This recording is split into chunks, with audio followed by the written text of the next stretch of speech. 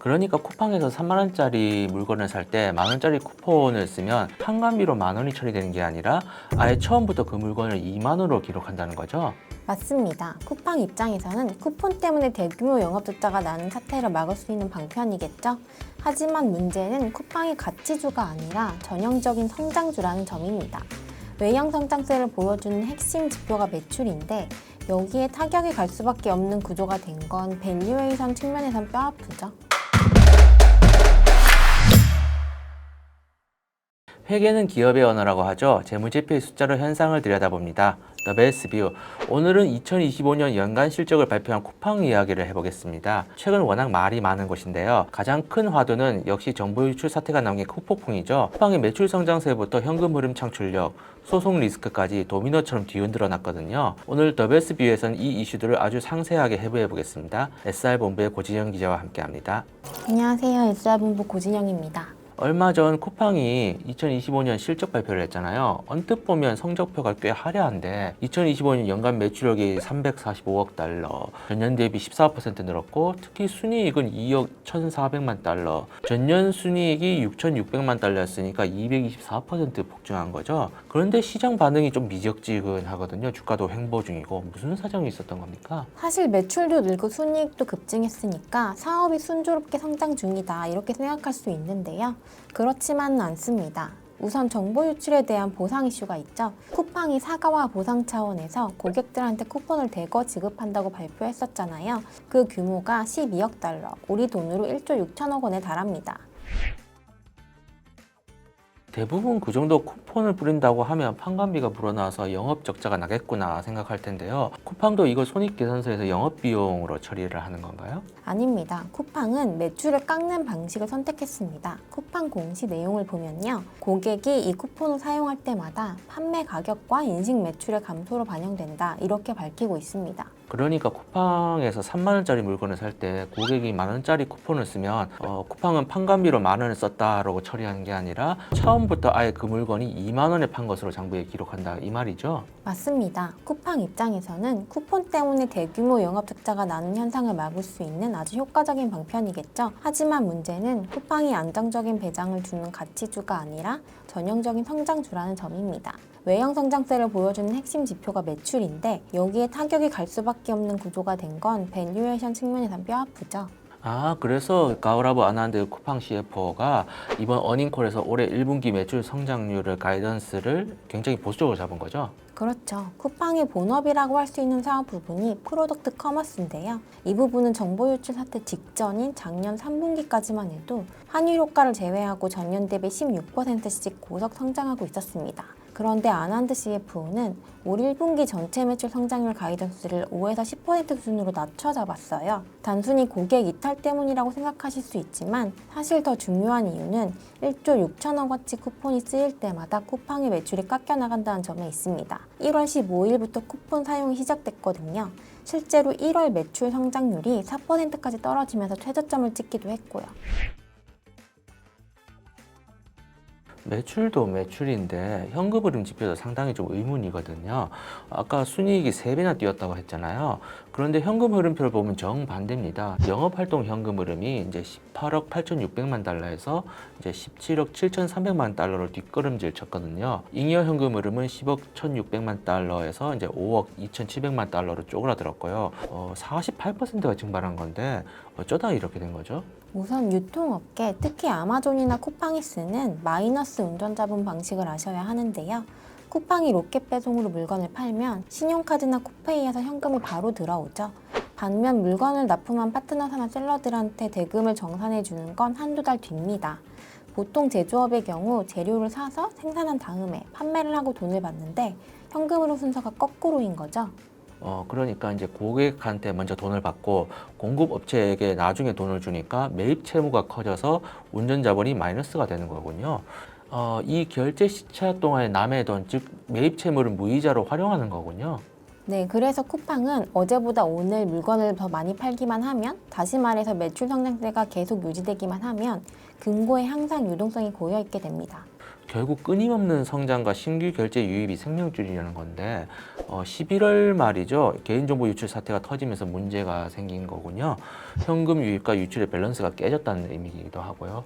그렇죠. 최근 어닝콜에서 쿠팡 법무총괄인 해롤드 로저스의 말을 들어보면 정보 유출 직후 일부 고객들 사이에서 저장된 결제 수단을 삭제하거나 계정을 삭제하는 등의 반응이 있었다. 이렇게 말했거든요. 물론 이런 현상이 점차 회복되는 모습이라고 말하긴 했지만 이미 타격을 입은 뒤인 거죠. 그런데 현금 흐름표를 보니까 운전자분 타격 외에도 현금이 뭉텅이로 빠져나간 부분이 하나 더 있어 보이던데요. 잉여현금 흐름을 방토막낸 원인으로 캐펙스 폭증도 있어요. 쿠팡은 작년 한 해 동안 물리센터를 짓고 부지나 설비 매입에 쓴 돈이 12억 5,100만 달러에 달하거든요. 2024년보다 약 3억 7,200만 달러, 우리 돈으로 5천억 원 가까이 더 쓴 거예요. 어디에다 그렇게 많은 투자금을 쏟아부은 건가요? 한국은 이미 물류센터 투자가 웬만큼 다 끝났다고 하지 않나요? 사실 쿠팡은 회사 내 사업부 간 수익성 차이가 상당히 심합니다. 사업 구조는 크게 두 개 축인데요. 먼저 한국 본업인 프로덕트 커머스가 있고요. 다른 하나는 대만 진출이나 명품 플랫폼 팝패치, 쿠팡 이츠, 쿠팡 플레이 등이 전부 포함된 디벨로핑 오퍼링스 즉 신사업 부분이 있습니다. 이 중 프로덕트 커머스는 지난해 24억 8,500만 달러, 우리 돈으로 약 3조 3천억 원의 조정 에비타 흑자를 냈고요. 본업은 그래도 돈을 잘 벌고 있네요. 그럼 역시 아무래도 신사업이 문제인 건가요? 그렇습니다. 신사업 부문 조정 에비타를 보면 지난해 무려 9억 9,500만 달러, 약 1조 3천억 원의 막대한 적자를 기록했는데요. 전년과 비교하면 적자 폭이 무려 58%나 훌쩍 커진 겁니다. 한국 본업에서 번 돈의 40% 가까이를 이제 신사업에 고스란히 까먹고 있다는 거네요. 전형적인 교차 보조 전략 같은데 그러면 이 막대한 적자의 주범은 어딥니까? 팝패치 인수 때문인가요? 물론 팝패치 구조조정 비용도 있지만 진짜 블랙홀은 따로 있습니다. 바로 대만인데요. 김범석 의장에 따르면 대만 전체 물량의 75%를 쿠팡이 자체 물류망으로 2길 배송하고 있고요. 대만 면적의 70%를 커버한다고 합니다. 대단한 물류 혁신이기도 하지만 동시에 천문학적인 초기 투자와 고정비가 깔리고 있다는 뜻이기도 하겠죠. 들어보니까 이제 쿠팡이 과거 한국에서 10년 동안 수조 원의 적자를 내면서 했던 뭐 계획적 적자 투자 모델을 대만에 똑같이 재현하고 있는 것 같은데요. 맞습니다. 문제는 예전과 달라진 조달 환경이죠. 한국에서 적자를 낼 때는 손정희 회장의 소프트뱅크 비전펀드라는 든든한 외부 수혈이 있었습니다. 하지만 지금은 온전히 한국 본업이 벌어들이는 현금에만 의존해서 대만 인프라 투자와 팝패치 적자를 메워야 하거든요. 아난드 CFO는 올해도 신사업 부문에서 9억 5천만 달러에서 10억 달러 수준의 적자를 예상한다고 가이던스를 줬는데요. 이런 상황에서 매출 성장세가 주춤해졌으니까 꽤 부담일 겁니다. 그리고 이제 외부적인 사법 리스크도 언급을 안 할 수가 없을 것 같은데요. 쿠팡 연차 보고서 주석에 반드시 짚고 넘어가야 할 이슈들이 있다고요? 네, 연차 보고서에 있는 약정 및 우발부채 파트를 보면 쿠팡 이츠와 와우 멤버십 끼어 팔기에 대한 공정위 조사에 대해 언급이 나오죠. 주석에 따르면 공정위는 이미 작년 10월에 이 끼어 팔기가 공정거래법 위반 소지가 있다는 심사 보고서를 발송했습니다.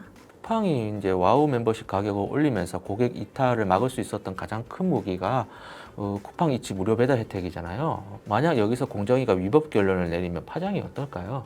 과징금 부과는 물론이고 최악의 경우 와우 멤버십에서 쿠팡 이츠를 혜택을 분리해서 고객이 따로 구매해야 하도록 시정 명령이 내려질 수 있겠죠.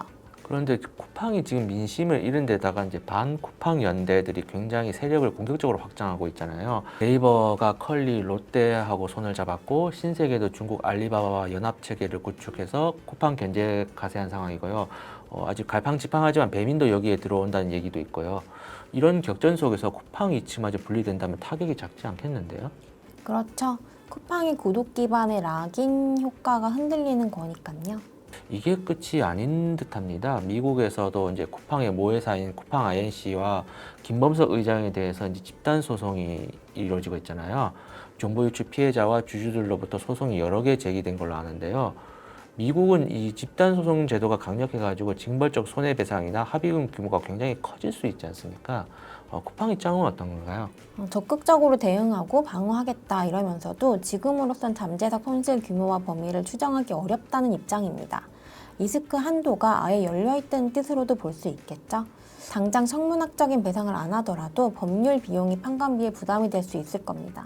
사실 쿠팡은 이제 그동안 압도적인 성장세와 물류 혁신으로 재무적 우려를 불식시켜온 저력 있는 기업입니다. 하지만 정보 유출 사태가 몰고 온 여파가 생각보다 훨씬 크고 복합적인 것 같은데요. 기나긴 적자의 터널 빠져나온 이후 최대의 위기에 부딪혔다 해도 과언이 아닐 텐데요. 쿠폰 지급이 실제 매출을 얼마나 갉아먹을지, 대만을 비롯해서 신사업 적자는 언제쯤 수학기로 접어들지, 그리고 공정위 조사와 소송 결과는 어떻게 결론이 날지 산적한 이슈가 첩첩산중이죠. 쿠팡이 특유의 돌파력을 발휘할 수 있을지 기대해 보겠습니다. 오늘 준비한 내용은 여기까지입니다. 고 기자, 오늘 수고하셨습니다. 네, 수고하셨습니다.